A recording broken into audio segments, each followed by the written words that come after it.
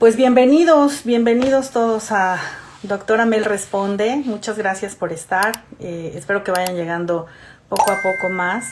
Pero mientras, quiero contarles que después de ver las preguntas que mandaron, algunas son similares en cuanto al asunto que abordan, la preocupación que tiene que ver con la manera de relacionarse con las personas y sentir que a veces hay un abuso o hay algún tipo de maltrato. Entonces, eso me hizo pensar y recordar un libro de una psicoanalista muy importante de nombre Melanie Klein, que escribió un libro que se llama Amor, Culpa y Reparación. Y por eso puse ese nombre al capítulo. Porque es un libro, por supuesto, que está escrito para psicoanalistas, para estudiantes también de psicoanálisis, pero que explica desde la mirada clínica de esta autora, que por cierto trabajó mucho con niños, pero explica los conflictos que tienen que ver con el amor, con la agresión, con los sentimientos de culpa y las diferentes maneras en que la culpa se puede manifestar, a veces como algo que verdaderamente implica arrepentimiento y otras veces como un temor a ser castigado, ¿no? Y que es lo único que se quiere evitar. Perdón, el castigo y no tanto un sentimiento de genuino arrepentimiento por haber lastimado a alguien. Entonces pensé en ese título, que les digo, no es mío, es de la autora Melanie Klein, porque me hizo pensar en muchas de las inquietudes que algunos de ustedes compartieron en sus preguntas, que tienen que ver con eso, cómo se ama a las personas, cómo se les apoya, cómo se les puede dar lo bueno de uno sin sentir que después se está dando de más, o que están abusando, o que la relación no es justa o equitativa. Perdón, entonces por eso se llama así el episodio de hoy, ¿no? Amor, culpa y reparación. Entonces, ¿qué les parece si empiezo de una buena vez? Tengo una pregunta que fue de las primeras que llegaron primero. Esta llegó a Facebook y dice: ¿por qué hay personas a las que tratas de ayudar y después te pagan mal? ¿Cómo puede uno alejarse de ellas y no dejar que te usen? Entonces, en realidad son dos preguntas, ¿no? Una es ¿por qué las personas piden ayuda y después pagan mal? Y cómo alejarse de esas personas y no dejar que te usen. Entonces, bueno, ¿por qué hay personas que utilizan a otros? Pues porque es parte de la naturaleza humana, el buscar la conveniencia, el buscar el propio beneficio, lo cual no es malo, porque es algo que vivimos haciendo todo el tiempo. Si tenemos frío, nos queremos tapar; si tenemos hambre, queremos comer; en la vida queremos crecer, progresar; es algo natural. Solo que a veces se pierde la claridad o la honradez para buscar ese bienestar por medios legítimos, por medio del propio trabajo, y cuando se pide ayuda, saber valorarla, agradecerla y no abusar. A veces hay personas que pierden de vista ese valor y pues sí, se vuelven un poco o mucho abusivas y solamente buscan su propio beneficio. La segunda pregunta es ¿cómo puede uno alejarse de ellas y no dejar que te usen? Pues la respuesta suena más fácil de lo que es, ¿no? De ejecutar, y la respuesta está en la pregunta misma. Pues sí, alejarse y no permitir que eso siga ocurriendo, porque también el ser humano, como característica natural que tiene, pues es el aprender de la experiencia. Y todos podemos y debemos aprender de nuestras experiencias de manera que no las repitamos si nos perjudican. Esa duda precisamente es justo de lo que creo que podré unir en su momento, dentro de un ratito más, varias respuestas de otras preguntas que, lejos de enfocarse en lo que hacen los otros, por ejemplo, esas personas que abusan, que piden favores y pagan mal, etcétera, lejos de pensar tanto en ellas, pensar en uno. ¿Por qué uno siente que es víctima recurrente de ese tipo de personas? Entonces, lo importante aquí es qué le pasa a cada uno de nosotros cuando caemos en ese tipo de abuso, o dejamos que nos hagan daño o que nos hagan cosas que no nos gusta y lo volvemos a permitir. Entonces, es más un problema que yo miraría desde el que se deja y no el que lo hace, ¿no? Eso creo que sería lo más importante. Y hay otra pregunta también acá de Facebook que dice: hola, ¿Por qué hay personas que siempre, y este es de Aletia, lo digo porque tiene su nombre, ¿no? Porque hay personas que siempre creen tener la razón y cómo lidiar con eso. No es opción alejarte de ellas. Entonces yo lo que diría en primer lugar es que las personas, por un narcisismo nato que tenemos como seres humanos todos, solemos creer que tenemos razón. Es raro que de buenas a primeras una persona reconozca que se equivoca o que lo que piensa tal vez no sea lo correcto. Es como parte de la naturaleza humana sentir que uno siempre está en el lugar correcto, en la idea correcta, en el conocimiento correcto. Sin embargo, también parte de la madurez radica en darse cuenta, al ir uno madurando, creciendo, dándose cuenta de que no es el centro del mundo, de que hay personas mejores y peores, otras que saben más de unas cosas y que nosotros de otras, etcétera. Se va encontrando un equilibrio que permite precisamente tener la humildad necesaria para reconocer que no tenemos razón todo el tiempo y aceptar que eso es una puerta abierta para aprender. Porque imaginen, si todo el tiempo sentimos que tenemos razón y sabemos todo, pues nuestra razón de estar en este mundo sería ya prácticamente inexistente. Ya no hay nada que aprender, no hay nada que nos vaya a sorprender, que nos haga cambiar. Pues ¿cuál es el caso? Ninguno. Entonces eso es parte de la madurez, darse cuenta de que aunque nos guste mucho la idea narcisista de que siempre estamos bien, pues en realidad no es así. Ahora, cuando Aletia dice no es opción alejarte de ellas, quiere decir que hay algo que molesta. Y otra vez, insisto, varias de las preguntas que han planteado aquí, trato de explicar por qué la gente hace eso que nos molesta, pero me gustará dentro de un rato más abordar el por qué nos molesta y qué hacemos con eso, con cada una de estas dificultades que nos inquietan, nos incomodan o nos disgustan. Hola Ileana, buenas tardes.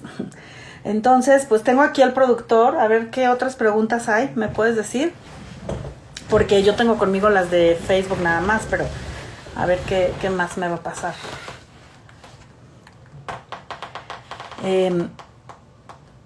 Entonces,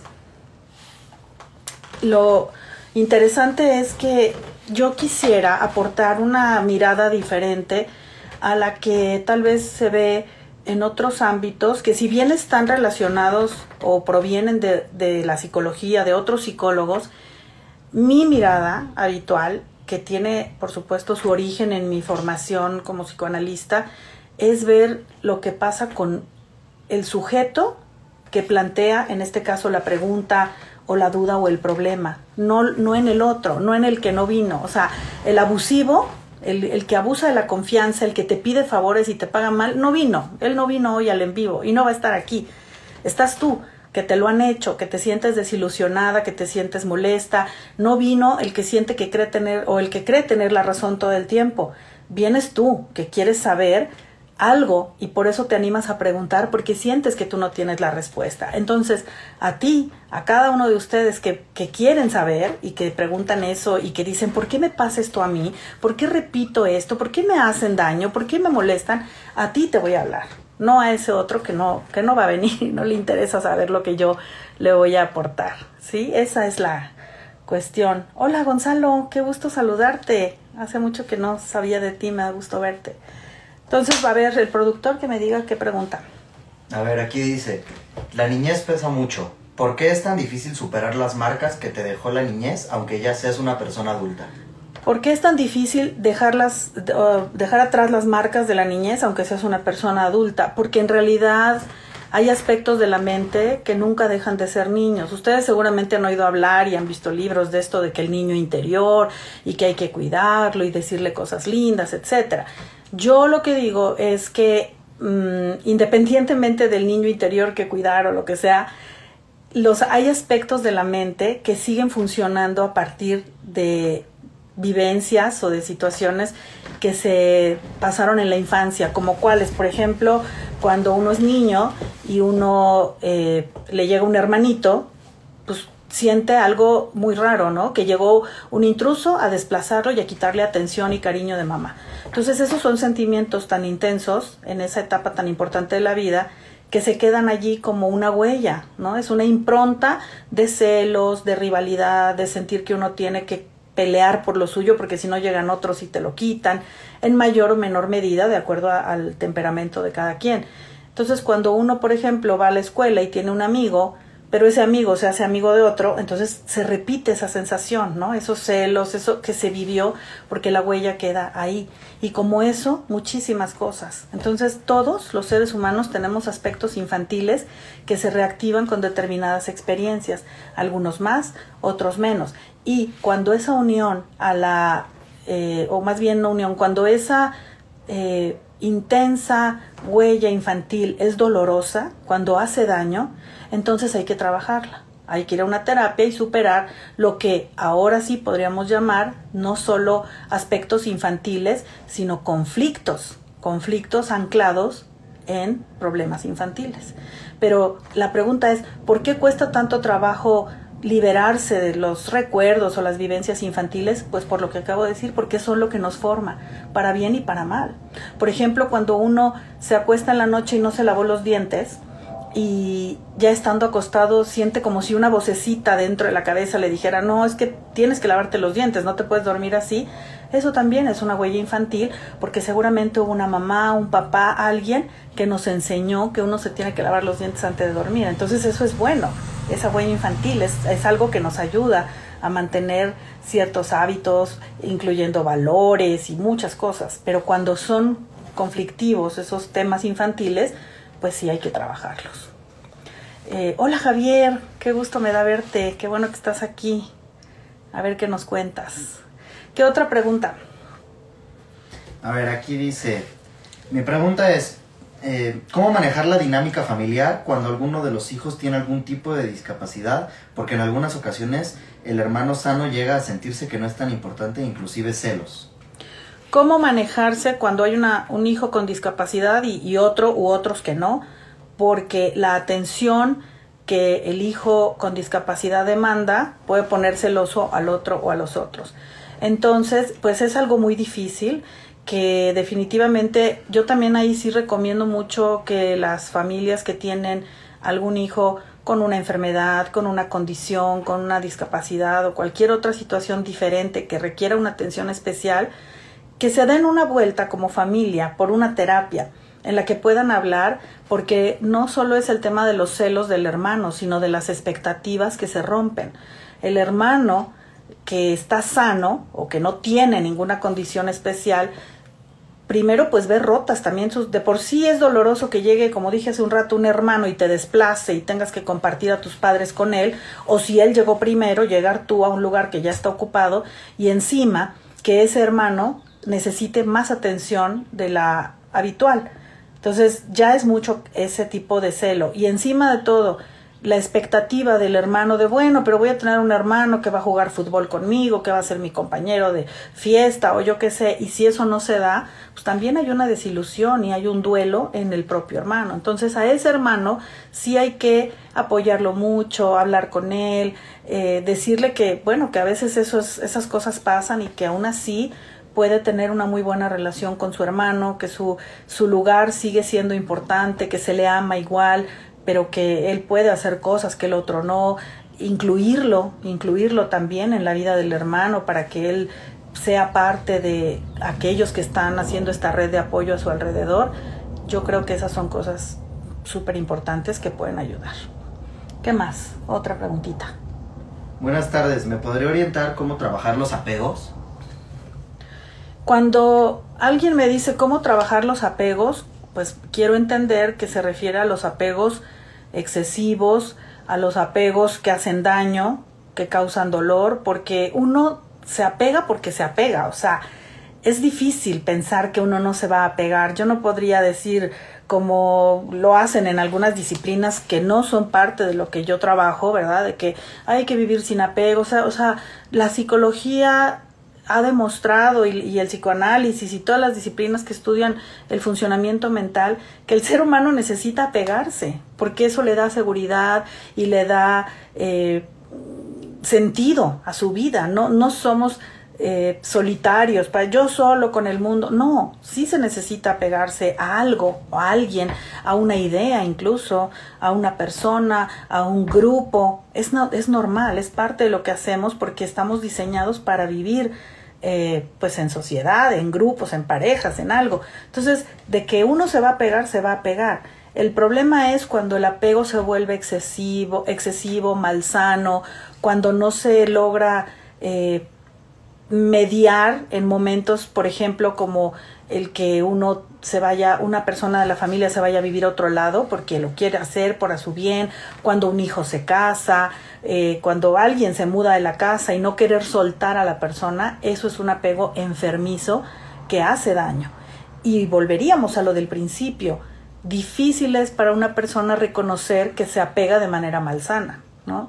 Cualquiera va a decir, no, es que yo me preocupo porque quiero mucho a esta persona, quiero mucho a mi esposa, o quiero mucho a mis hijos, o quiero mucho a mis padres, y los cuido por amor, porque los quiero por su bien, y es difícil que alguien reconozca por sí mismo, uy, no, sí tengo un problema como de un apego exagerado y no suelto, ¿no? O a las cosas materiales, es difícil reconocerlo, pero cuando uno medio se da cuenta, pues cómo manejarlo, yo creo que con terapia, porque es un problema profundo que tiene raíces seguramente inconscientes. Yo no creo en la mayoría de los casos en darles como una lista de pasos y decir, mira, haz esto y esto y esto y esto y lo vas a lograr, porque no es así, porque en cada persona las motivaciones inconscientes pueden ser distintas, ¿no? A veces la gente se apega porque tuvo una pérdida previa que quizá ya no recuerda y que lo hace ahora aferrarse a lo que sea, o puede ser por no sé, sobreprotección, puede ser por celos para que el otro no se vaya con nadie más, sino que se quede con él y tenerlo para él, pueden ser muchas cosas. Entonces, cuando son cosas de apegos fuertes, y si la persona ya dio el difícil y gran paso de notarlo, yo creo que hay que ir a terapia. ¿Qué otra? Está un poquito larga, pero dice, ser propensa o propenso a que te vean la cara es señal de poco carácter. Pienso que se puede ser ingenua pero no tonta. Y en un principio, en alguna actividad te ofrecen lo máximo. Tú confías y después te das cuenta de que te están engañando. Cuando reclamas eres la peor del mundo. Lo peor es que no solo pasó una vez, me pasó 3 veces y quedé con desconfianza extrema. ¿Estoy exagerando? ¿Cómo equilibrar este sentimiento? Gracias por su atención, doctora. Yo creo que sí, es una pregunta larga y como que habla de varias cosas. Dice, a ver, ¿cómo dice la primera parte, por favor? Dicen, ser propensa o propenso a que te vean la cara es señal de poco carácter. A ver, dice, ser propenso a que te vean la cara es señal de poco carácter. Ahí no sé si nos está diciendo una afirmación o está preguntando. Entonces, ser propenso a cualquier cosa que te haga daño, y que tú ya te diste cuenta, es que soy propenso a esto que me haga daño. Lo primero que no es tanto que sea falta de carácter, sino que parece que hay algo que no se ha logrado aprender del todo. Cuando se repite una conducta que nos hace daño es porque no se ha aprendido. Hay algo ahí que aprender. Entonces, eso sería por un lado. Luego, que te dicen cosas o te proponen cosas y después te causa conflicto te traicionan, te hacen algo malo y dices, y otra vez me pasó y otra vez y me han pasado 3 veces. Yo no diría que es falta de carácter, sino, insisto, algo que no se ha aprendido, que la persona no ha aprendido. En términos prácticos, porque la realidad existe y tendríamos también que hablarla, aprender es, si una vez me pasó, no repito lo mismo en cuestiones prácticas. Por ejemplo, si me prometen algo de palabra, a lo mejor la siguiente vez ya no me lo tomo de palabra, ya mejor, a ver, pues escríbamelo, fírmeme aquí, ¿no? Quiero 2 testigos, o sea, eso sería en lo práctico, que haya documentos de por medio, eso ayuda a dar cierta seguridad y tranquilidad, pero lo importante es en lo interno. Uno tendría que preguntarse a sí mismo, ¿qué me pasa a mí? Que repito y que digo, me ha pasado 2 veces, me ha pasado 3 veces, ¿qué cosa es eso que no he aprendido? ¿Qué me falta? ¿Por qué no basta con 1 vez o con 2, sino ya llegaron 3, hay algo en mí? Y eso es lo que, por eso insisto, y aquí voy a tener quizá una mirada diferente, por eso les decía, a la de algunas otras corrientes o programas como este, o recomendaciones, donde, perdónenme que se los diga y a lo mejor les voy a caer un poco mal y algunos hasta se van a ir y ya no van a querer estar aquí conmigo, pero de verdad, a mí lo que menos me importa es lo que hagan los otros. Es decir, lo que te hace a ti, Ale, lo que te hace el que siente que tiene la razón y no la tiene. lo que te hace a ti, que me dijiste de los que te piden y te quedan mal y ya no quieres que te sigan pidiendo. Los que a ti, Grupo Día, te prometen y no te cumplen, esos no me interesan. Me interesas tú. ¿Qué haces tú para que eso te pase? ¿O por qué te afecta? ¿O por qué te ocurre? ¿O por qué es importante para ti? ¿Qué te mueve a ti para que tú estés metido en eso? Y ahorita les voy a decir algunas cosas que pienso. Antes de seguir con las preguntas de allá, que tiene mi productor, le voy a contestar a Luis, que dice, ¿cuál es la línea delgada entre el desapego y no generar compromisos? Hoy todo mundo suelta por temor al apego. ¿Cuál es el punto medio? Saludos, querida Mel. Saludos, Luis. Gracias por estar. Pues es lo que te digo, ¿no? Que la gente a veces habla porque habla y dicen cosas que no saben, ¿no? Todo el mundo suelta por temor al apego. La línea entre desapego y compromiso, fíjate que en realidad no es delgada. No, son cosas diferentes. Compromiso es cuando uno da su palabra y la cumple. Uno se compromete con el trabajo. Uno se compromete con la pareja, uno se compromete cuando tiene hijos, uno se compromete con la terapia incluso, ¿no?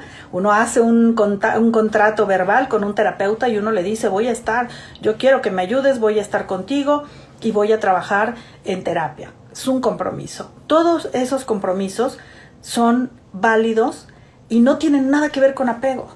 Apego es cuando uno hace el compromiso, por ejemplo, pensemos hablando de la terapia. Uno hace el compromiso con la terapia y como en estas películas de chiste, sobre todo, o me acuerdo mucho la serie de La Nanny o algunas películas de Woody Allen o así, que hacen sátiras sobre todo del psicoanálisis, que la persona no puede decidir qué lado se va a tomar si no le pregunta a su psicoanalista, por ejemplo, ¿no? Es un chiste, pues eso sería como una especie de apego, una dependencia. No puedo vivir si no me dice él lo que hacer o cómo hacerlo. Y eso es una tontería. Pero sí, estar comprometido con el tratamiento y acudir a las citas puntualmente como quedaste, eso es compromiso. Igual en todo. En el matrimonio, por ejemplo, o la pareja, ¿no? Que se une y vive junta. ¿Cuál es el compromiso? Pues el que hayan establecido entre los dos. Si establecieron fidelidad. Si establecieron compartir gastos, pues cumplir con compartir gastos. Si establecieron comprar una casa juntos y pagar, eso es compromiso. Apego sería no poder ir un día a cenar con los amigos o con las amigas porque uno tiene que estar pegado con la pareja todo el tiempo. Eso sería apego. Con los hijos, los hijos son un compromiso del tamaño del mundo. Un compromiso de estar con ellos, para ellos, darles lo que necesitan, estar atento a sus necesidades, platicar, llevarlos a sus cosas, llevarlos al dentista, darles de comer, darles todo. Ese es el compromiso con los hijos. Apego sería no dejarlos ir a ningún lado, vigilar sus cosas todo el tiempo, esculcarles, decirles pues, por ejemplo, qué deben comer y qué no, fuera de lo normal, ¿no? De decirle, oye, pues hay verdura y esto, pero llegar al grado así de escogerles todo y no dejarlos tomar ninguna decisión, eso es apego, dominio, abuso. Entonces es diferente, no es lo mismo. Dice Día Grupo, ya pisé fondo. Pues más que pisar fondo es lo que te digo, aprender de la experiencia. Aprender de la experiencia y ya no repetirla, ¿no? Ahora sí, ¿algo más? ¿De alguna otra que tengas ahí? Sí, dice... Mi pregunta sería, ¿cómo reducir el estrés en estos tiempos de pandemia? ¿Cómo reducir el estrés en estos tiempos de pandemia? Es difícil porque ya duró muchísimo la pandemia y no acabamos de ver la luz, ¿no? Cuando creíamos que ya por estos tiempos iban a estar mejor las cosas, ya vimos que no es así. Con todo y vacuna, la gente se sigue contagiando, sigue estando muy grave la situación, la economía se ha visto muy afectada. Muchos de nosotros llevamos mucho tiempo encerrados porque sí nos hemos querido cuidar y eso nos desespera. Entonces es difícil, no es algo fácil de hacer. Sin embargo, lo que sí ayuda es, en primer lugar, pues valorar que es mejor estar estresado o aburrido de estar encerrado o desesperado que no estar.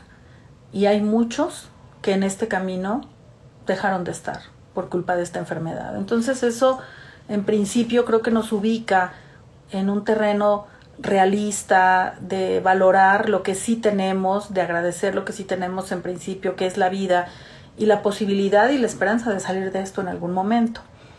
En cuestiones prácticas, pues creo que las recomendaciones habituales para combatir el estrés, ¿no? Los que puedan hacer ejercicio, hacerlo de manera segura, tratar de cuidar el sueño, tratar de llenarse de cosas positivas. Yo siempre recomiendo, la verdad, para bajar el estrés, no ver muchos noticieros. Sí es importante estar informados, pero no exagerar en estar viendo una y otra vez noticias, sobre todo de cosas que en sí no podemos hacer mucho, ¿no? Accidentes, muchas cosas de violencia en la mañana, a mediodía, en la noche. Eso nos estresa más y nos contamina. Entonces, sí informarse, sí saber lo que pasa, pero tratar de llenarse la mayor parte del tiempo de cosas buenas, de cosas positivas, gratas, que nos den paz, convivir con la familia, ¿no? Los que la tenemos. Si hemos perdido algún integrante de la familia, hay un duelo inevitable de atravesar, pero abrazar a los que se quedan, a los que siguen ahí, creo que es algo que también nos puede ayudar y alimentar muchísimo en estos tiempos. ¿Hay algo más? Sí, aquí hay otra. Dice: hola doctora Mel, me gustaría que abordara el tema sobre los efectos de estar constantemente atado en el celular y las redes sociales, sobre todo en adolescentes. ¿Las consecuencias? Sí. Las consecuencias de estar atado al celular y las redes sociales, sobre todo en adolescentes. Fíjense, aquí tengo varias cosas que decir porque es un tema que me parece muy interesante. De hecho, fíjense que en una oportunidad, cuando yo estaba estudiando la licenciatura en psicología, hicimos un trabajo en equipo con amigos míos psicólogos hoy queridísimos, que de hecho a ver si llega al rato uno de ellos que iba a venir a saludar. Y bueno, y mi colega Elia, que ya les he hablado de ella, que es una psicoanalista maravillosa, que hemos estado juntas desde un principio, desde la carrera, la maestría, etcétera, y juntas hicimos con otros compañeros de equipo un trabajo acerca de eso. Ya tiene un montón de años, pero ya era una preocupación, y el tema del trabajo era que si existía la adicción a las redes sociales. En ese momento, que fue hace muchos años, no estaba todavía registrado como un trastorno específico de adicción el uso de las redes sociales o los instrumentos que nos acercan a las redes sociales, como en este caso nos preguntan sobre el celular, ¿no? Entonces, no había un estudio como tal, pero lo que sí pudimos ver y predecir de alguna manera es que iba a pasar justamente lo que pasó, pero que este es un fenómeno que no difiere mucho de otros que se han vivido en épocas distintas.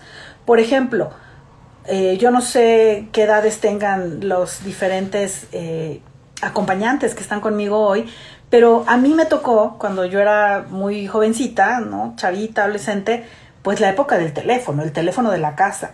Y era el pleito terrible de las mamás y los papás porque uno no soltaba el teléfono. Uno podía estar 4 o 5 horas hablando por teléfono y nadie más podía usar el teléfono en la casa porque era uno, ¿no? Y uno estaba ahí hablando y conectado y horas y horas y horas platicando con las amigas, y si había el novio, pues con el novio. Y era así también, era como una adicción de: es que suelta ese teléfono, te va a pasar algo, ya debes de tener la oreja cosida. Y aparte, pues los papás decían: me va a llegar un cuentón, porque se cobraba el teléfono por no sé de qué formas, en fin.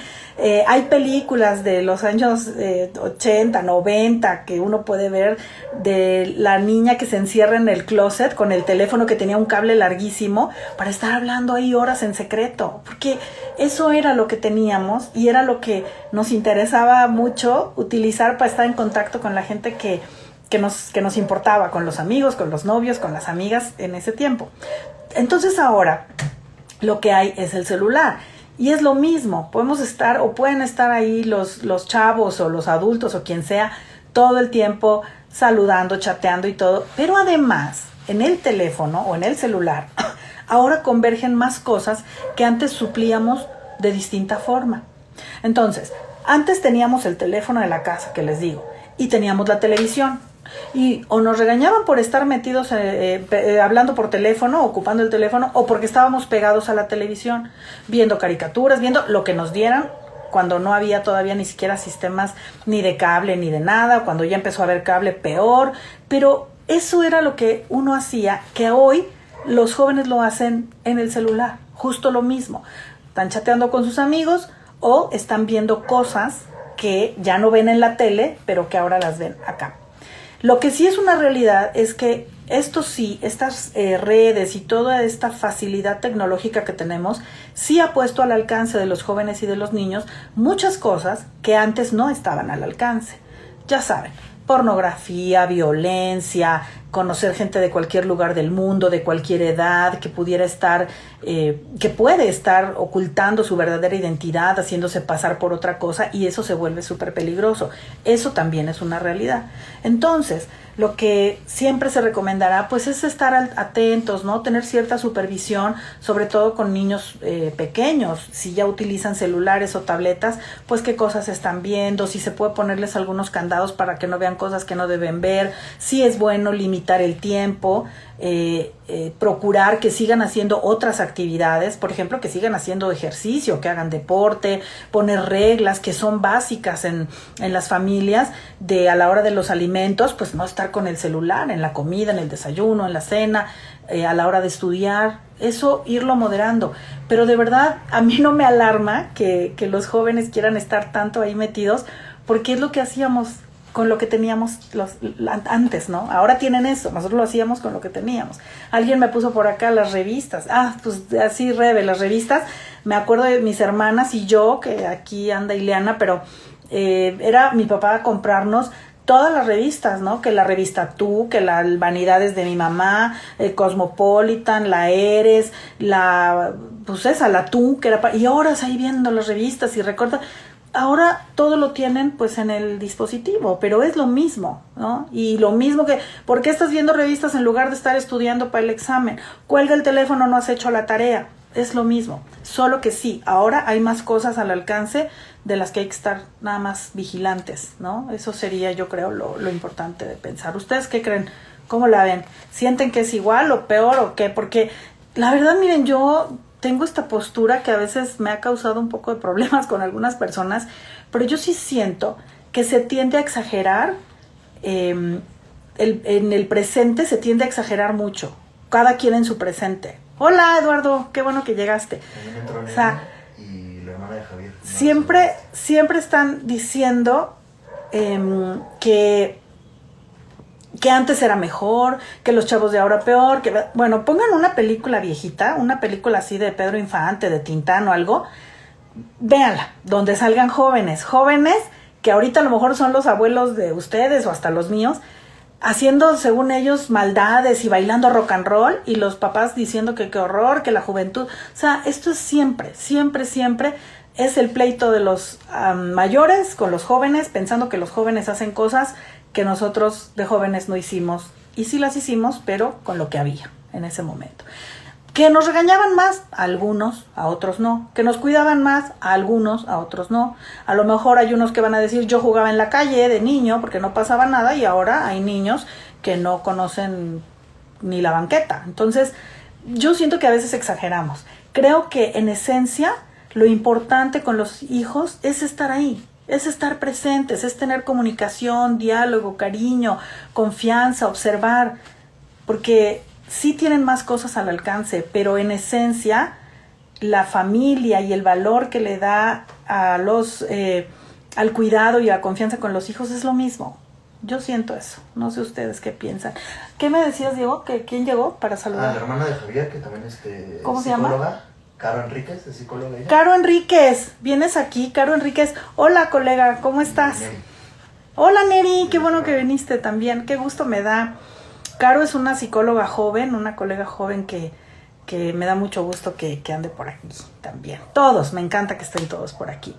Y sí, y dice Rebe, de acuerdo, solo sin narcos y pornografía. Eso es lo que les digo, que ahora tienen más facilidad de estar al alcance de cosas que ahí sí, nosotros, los jóvenes de hace unos pocos añitos, no teníamos tan fácilmente al alcance, eso sí, pero pues ahí está la labor de los padres y el compromiso justamente de los padres de de estar atentos y de guiar y de cuidar a los hijos, ¿no? Y les decía, pues tratar de moderar todo, ¿no?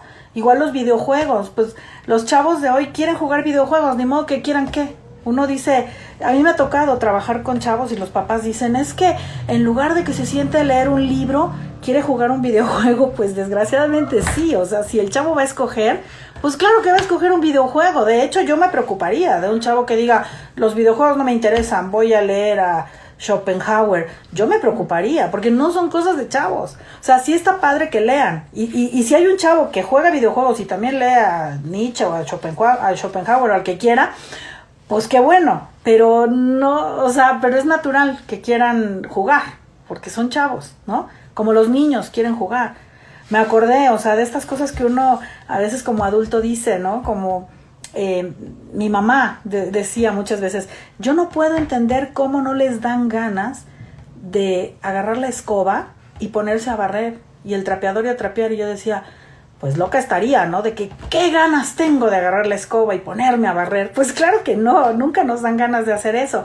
Uno lo hace porque hay que hacerlo, porque es una obligación, porque quieres estar en la limpieza, pero no es algo que te den ganas de hacer, en la mayoría de los casos. Igual así en la vida. Pero los papás están para ir modulando eso. Entonces, decirle a los hijos, a lo mejor, mira, vas a jugar videojuegos 1 hora y luego vamos a salir a caminar un rato al parque, o saca al perro, vemos que haga la tarea, métete a bañar, vamos a cenar sin celulares aquí. O sea, ese tipo de cosas que es lo que siempre tiene que hacer pues los papás, ¿no?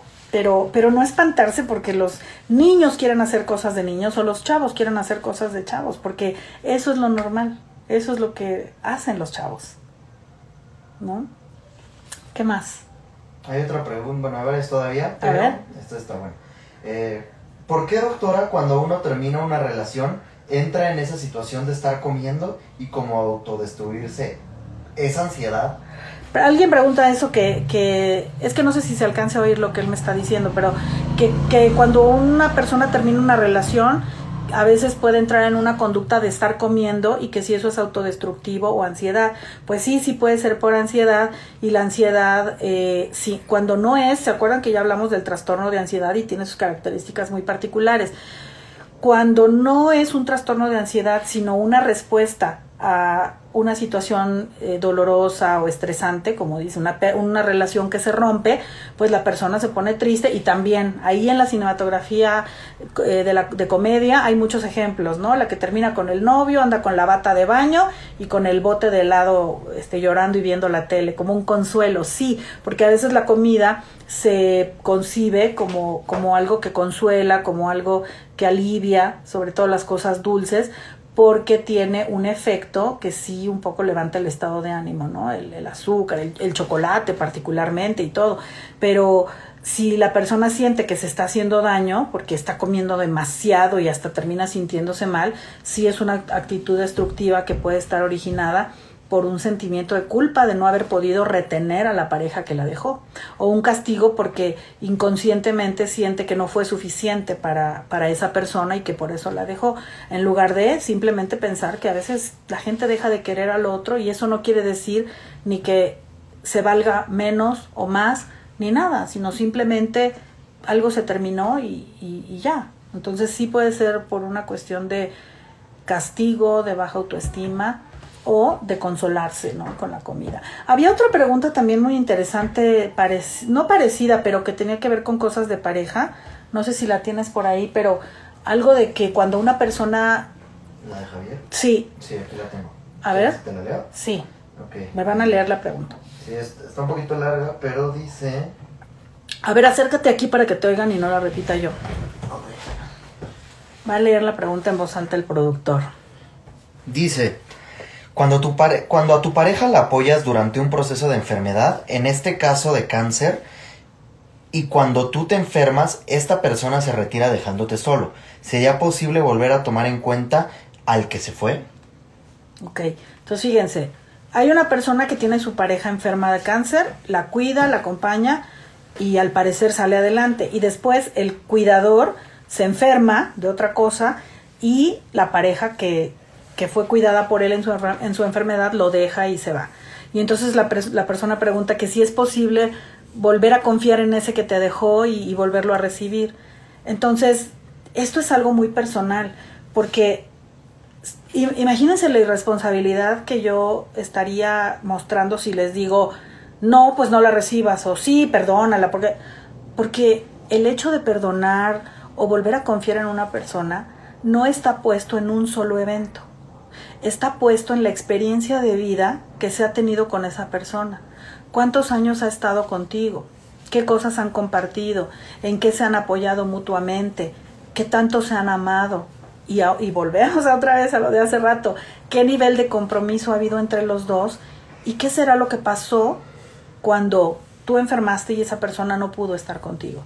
¿Será que se sintió incapaz? ¿Que el dolor era tan grande que no soportaba estar viéndote sufrir?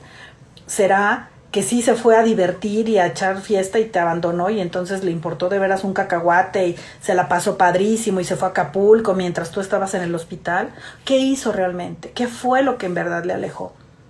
Hay que saber eso para poder determinar si uno podría o no perdonar esa situación y volver a confiar en la persona. Pero eso solo lo vas a saber tú que lo vives, tú en tu corazón, y sobre todo si la amas a la persona y quieres volver a estar con ella. Si tu decepción y tu sentimiento de haber sido defraudado es muy grande, pues probablemente no, pero eso solo tú lo puedes saber.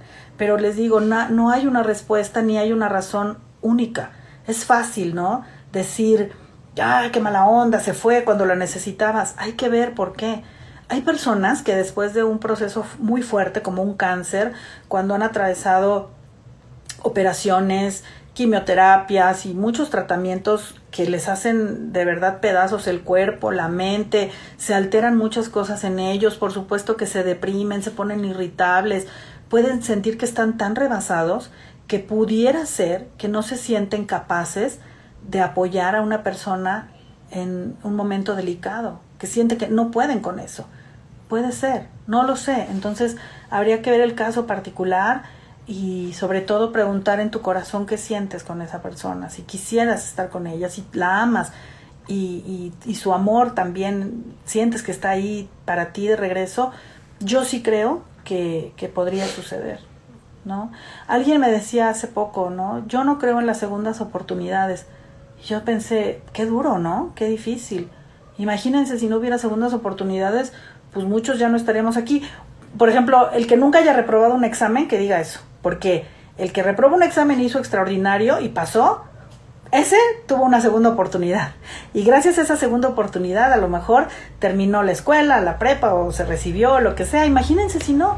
Yo sí creo en las segundas oportunidades y en las terceras también. A lo mejor en las cuartas y quintas ya no, pero en la segunda y tercera, claro, porque todos tenemos derecho a equivocarnos, a rectificar, a corregir, a aprender de los errores. ¿Cómo no? ¿O ustedes qué piensan? ¿Que no o que sí? Entonces, en el caso de nuestro amigo que pregunta esto de la persona, que es un caso fuerte, ¿no? Delicado, decir, estuvo enferma y yo estuve ahí, luego yo me enfermé y se fue, pero habría que ver las circunstancias concretas, los porqués. ¿Cómo? A ver, la persona quiere volver, porque él pregunta, ¿se le puede volver a recibir? Bueno, yo te pregunto, ¿esa persona quiere volver? ¿Y qué te dice? Perdóname, me equivoqué, no me sentí capaz, o ¿qué está pasando? Todo eso hay que valorarlo antes de pensar si sí o si no.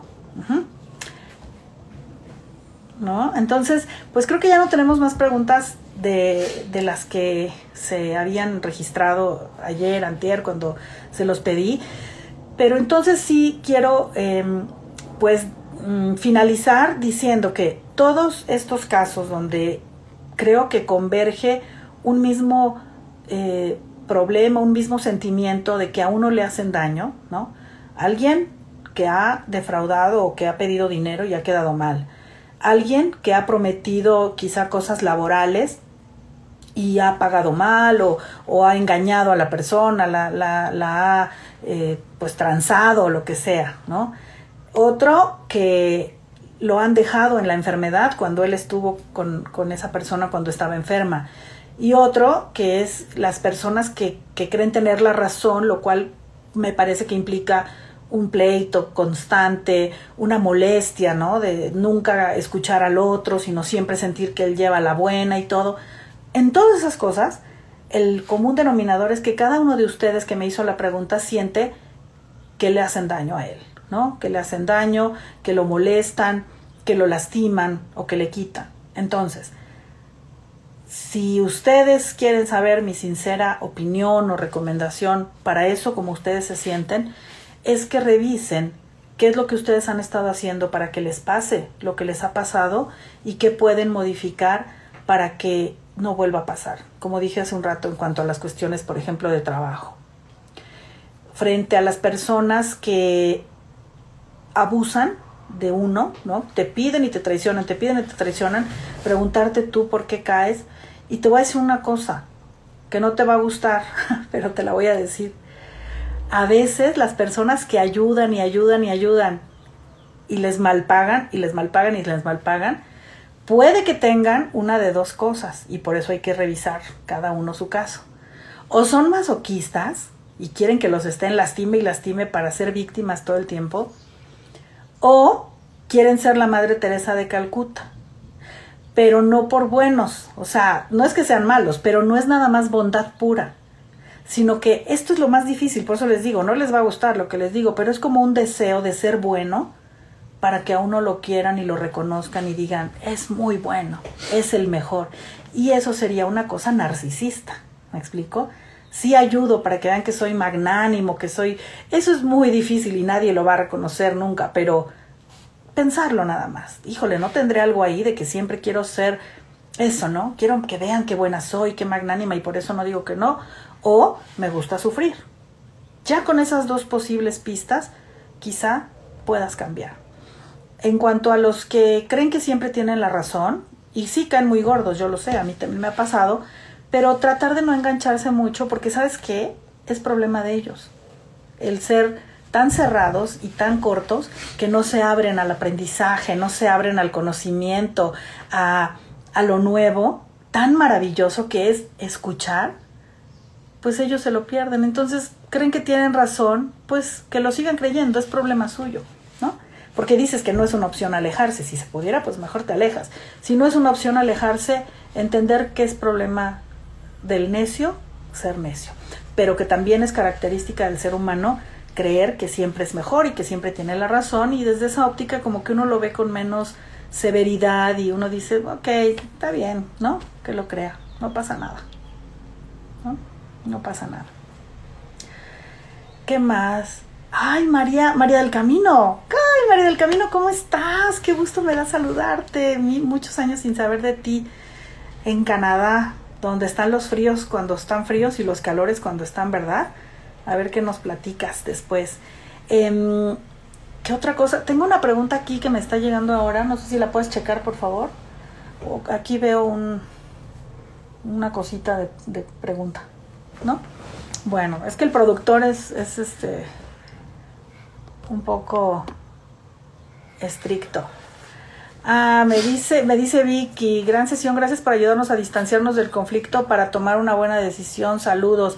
Pues ojalá, les digo, yo la verdad quiero ayudar y propagar ideas que me parece que son más útiles que algunas que hacen que uno se mantenga en ese sentimiento de víctima y de no ser responsable de lo que le pasa, ¿no? Y estas cosas donde le dicen a uno, no le hagas caso a la gente es muy abusiva, pero tú cuídate, no, porque a la gente en efecto no la vamos a cambiar y sentir que somos mejores y que nunca la regamos no nos ayuda. Es mucho mejor ver qué es lo que uno hace o ha hecho o está haciendo para que le pase lo que le pasa, pero con responsabilidad. No como así de, sí, es que soy tan bueno que siempre me pasa. Pues no, ¿o por qué quieres ser tan bueno? ¿Por qué quieres que te aplaudan? ¿Porque eres muy bueno? ¿Quieres que te pongan un altar? O al contrario, sientes que te has portado tan mal que necesitas que te maltraten y una y otra vez te hagan daño. Entonces ni una cosa ni la otra, simplemente saber que todos somos seres humanos, que sí nos equivocamos, pero que podemos corregir, que podemos dar, cada quien lo mejor que tiene lo puede dar hasta donde sea sano darlo, que uno sí se puede comprometer con cosas en las que cree o con personas a las que quiere y cumplir sin necesidad de mimetizarse con ellos, ni de simbiotizarse, ni de pegarse con ellos. Y que cuando eso se vuelva difícil y uno siente que no puede lograrlo o superarlo por sí mismo, pues ahí está, terapia. Hay que ir a una buena terapia porque cada caso es particular. Y en mi opinión, no hay manual, ni programa, ni nada que pueda resolver los problemas de todos por igual. Entonces, mejor cada quien ver qué le pasa, ¿no? Pues no sé, ¿algo más que quisieran preguntar o comentar? ¿Algo que haya quedado por ahí que quieran? ¿O ya estamos? Entonces, pues creo que ya, ¿verdad? Vamos a dejarlo aquí para que no se haga muy largo. Les agradezco muchísimo que hayan venido. Me encanta estar con ustedes. Gracias de verdad. Y bueno, espero que me vuelvan a acompañar el próximo jueves. Ya saben que aquí voy a estar y en la semana pues estaré subiendo cositas. Que se suscriban por favor a todas mis redes. Ya saben, doctora._mel. Estoy en todos lados con ese nombre.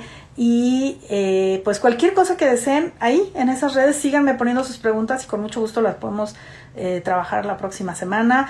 Se va a quedar grabado el episodio para que lo puedan también, si gustan, compartir, invitar a sus amigos a verlo, porque recuerden que aquí lo que queremos hacer es una propagación científica del funcionamiento mental, seria, formal y que les sea de utilidad.